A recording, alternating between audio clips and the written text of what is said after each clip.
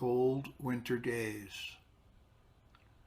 cold gray days, phthalo blue nights, dry brown patches among sock-covered legs, nestle for warmth in the dark green pignons. Now tight spindle-armed, thin-spaced, compared to last summer, when warmth allowed liberty.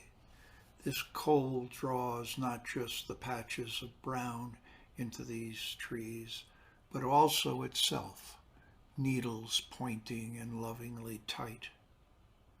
Dusk uncovers a deep orange-yellow glow of winter sun, slides across the hemes, deceptive in its reflection of a false warmth, allusion to arms and legs and not just winter trunks and branches.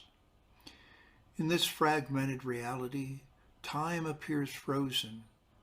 The rays of the sun sink to offer a lingering alternative to the darkness we know will lead us back into the light.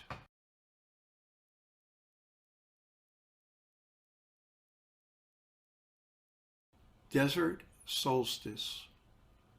Summer dryness, soft clouds. At night, pink and violet reflect the stars.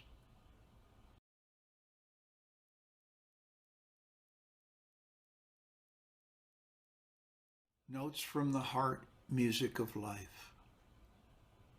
Joyfully conceived black notes dance as an armed score.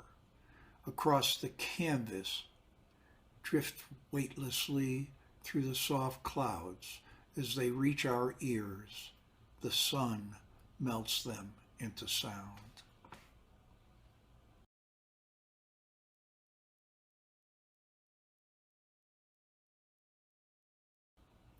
Florilegium, an encounter. Deliberately she threw them. Out of nowhere they appeared, stamen, pistils, corolla, a blur of red, yellow, green, in unworld anxiety. Reaching me quickly, soft as down, they kissed my cheek.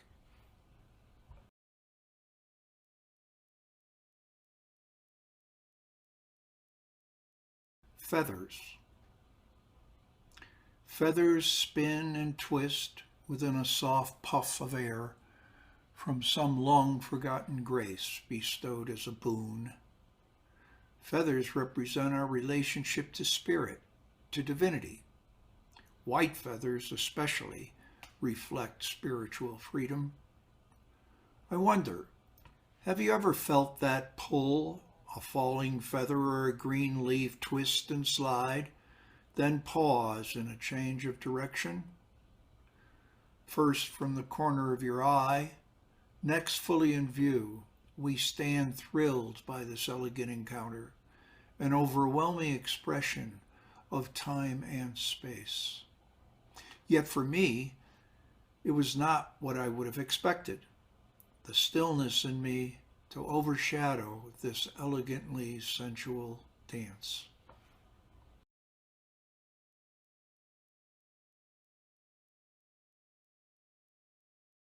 Possibilities. Recently I heard there's a musical score to follow. I suspect one that tells us what note to hit next, what chord to resonate with, to hold on to. Do you believe that to be true? Can we go click and clacking through time, fearful of hitting the wrong key, sharp or flat, then ultimately a chromatic scale that merely repeats? Within a painting, there are endless notes and endless chord equivalents to find and experience. Right here now, the colors before you seek attention, they give, then receive, in harmony, silently.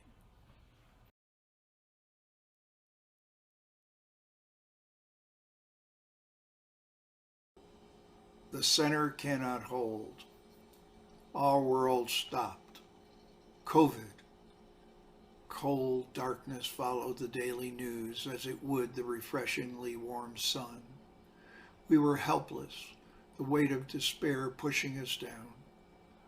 Armageddon, it seemed, had arrived. The center cannot hold. And once again, expectantly, we look to the east beyond darkness. We fall to our knees in search of truth, a plea for redeeming comfort, historically imprinted within our bones. The center cannot hold. Yet, we must remember, a true Spiritus Mundi provides us with a center always rich in push and pull that cannot hold, it being an endless process of life supported by love.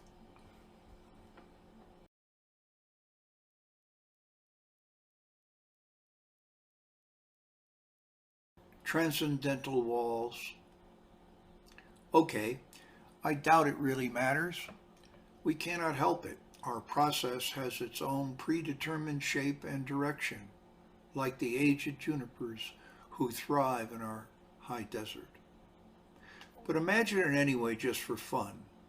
Ravens on the wing, winds howling, their feathers twisting almost to the snap point, yet moving effortlessly over, around, and through the landscape they encounter.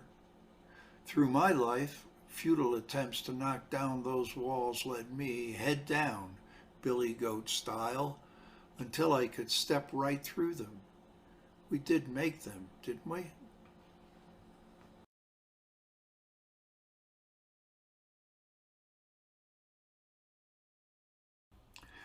Unexpected arrival. The moment of baptism, impregnated with a rush of creativity, remains much like meeting an old beloved friend appearing unannounced. Arriving in poverty and nakedness, full and flush with potential, normally unknown to mortals, often preoccupied, her presence eclipses my mind. She moves softly as a breath floats through this body, with a primal ease much like she were a cloud dreaming it could fly. Then I understand. Purely unencumbered, she is nothing but herself, free and flowing like the cool river, absorbs complete attention, a natural flow filled with life.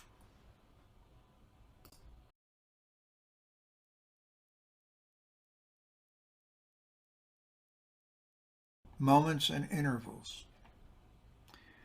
The white geese seen from down here fly in honking formation after passing over snowy mountains, rousting now in brown-green ochre grass full with the waste of these snowbirds.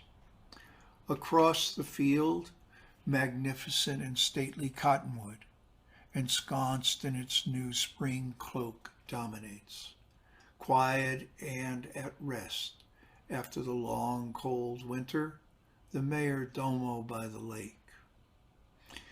We succumb to these moments when our mind provides synthesis. But this view requires an indefinite integral, a place without reference.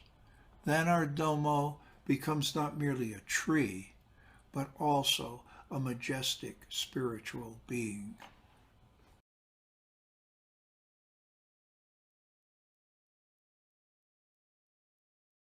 Our mother, ourself. Green sun floating through crimson smoke, rich in carbon, byproduct of insatiable greed. Metastasis, alive in the four directions, our mother, temperature soaring, yet steadfastly providing oxygen, as we, her children, merely continue as if suckling, ungrateful, yet her unconditional love endures.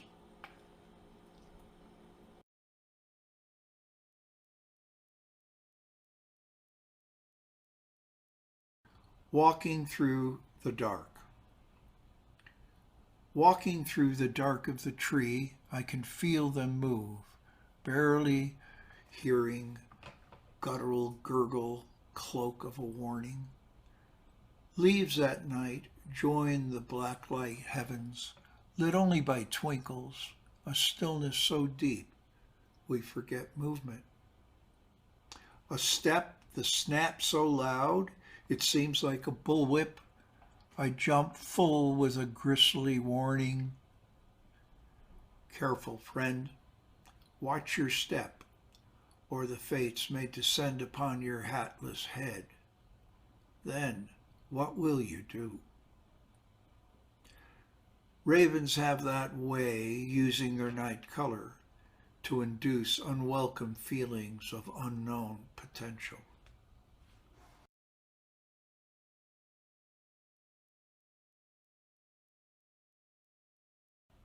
Honeysuckle. Here by the wall, the old honeysuckle vine, aged and embattled, still blossoms like a child. This old man, dried, twisting bark, twiggy and crisp, supported by a trellis cane, leans tired while grasping the stucco wall. These days, each year, I comb and prune his bush, worry some of my poking. Yet, fragile though he is, I carefully cut nearest to the quick, else he be forced by time to bend as his new crop emerges. And it does, with less an aroma-laden aura. His sparse cover concentrated high, green with white and red bangles attached in emblazoned coronets, as though they were sewn onto his aged head. But still each day, each evening, despite the aches and pains which I lovingly relate to, he provides our hummingbird succor in their endless desire for nectar and a place to rest along hairless, bony arms.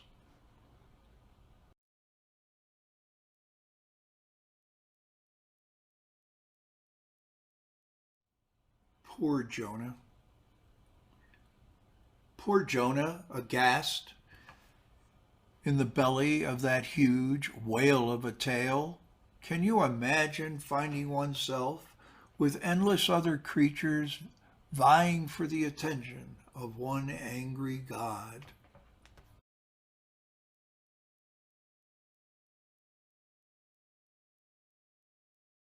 October moon. October moon flew into orbit in a determined haste. It barely gave a nod hello to the tips of the Sangre de Cristos, as one would do to a street vendor accustomed to seeing in regular travels. This was one of those times when undefined relationships become more casual, as though they were strangers. I remember it well, not just because it might be a thoughtless gesture, but because of its speed and determination before bursting out of its brilliant shell, orange light melting across the mountain's skin.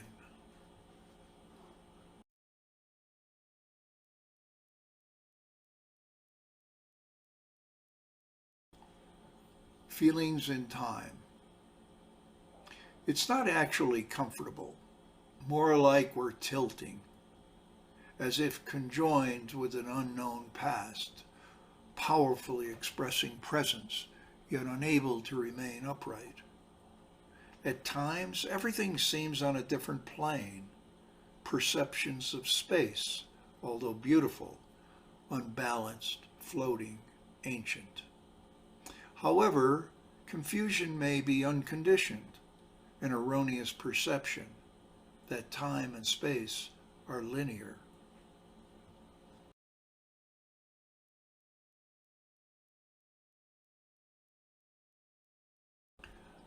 The color violet.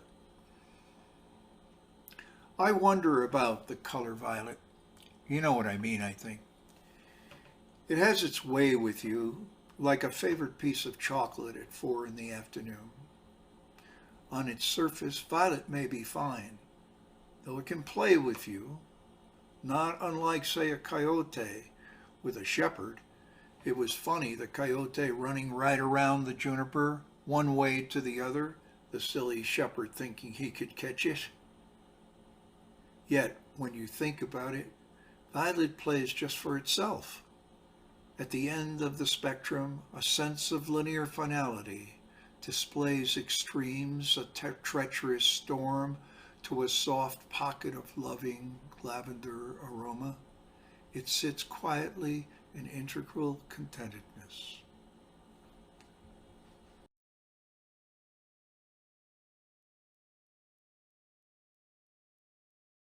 Straw bale house. When it rains, the stalks of straw lay as they are, over our heads and around us as a blanket, smell like the feet of God.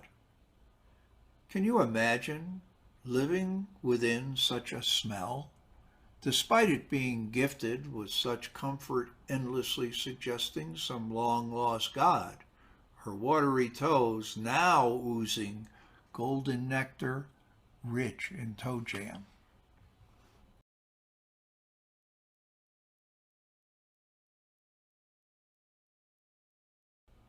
Many become one.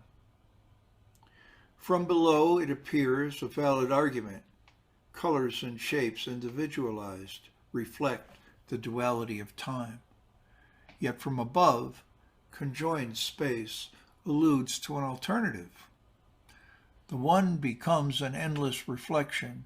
The quality of space expands and contracts, synthesizes then deconstructs in a rhythmical dance of the whole.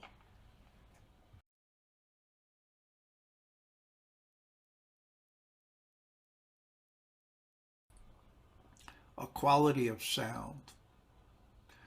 The bird song, unlike anything within our human possibility, grabs our attention. The rufus's brilliant green wings buzz side to side for a mate, a hint that humanity, so precariously self-absorbed, shared more than it knew. I love the song of the joyful red finch as much as I love the coarse squawk of those cagey, fun-loving ravens. The loud marital squabbling of our titmouse couple as she chases him for some unknown and obviously unintended male lapse evokes a smile in me, understanding as I do his feeling of incomprehension. Yet aren't they just delicious sounds, the ones we dance to and are thrilled by?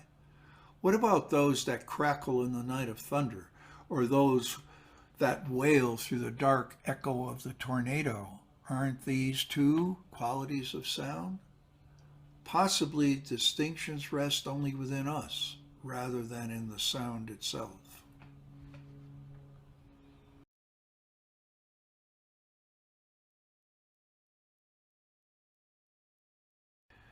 Often despite knowing.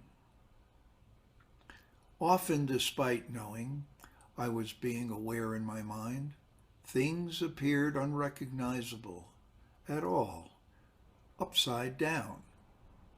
Slowly, emerging within, a path arose, initially hazy, lacking clarity, familiarity, requiring only acceptance.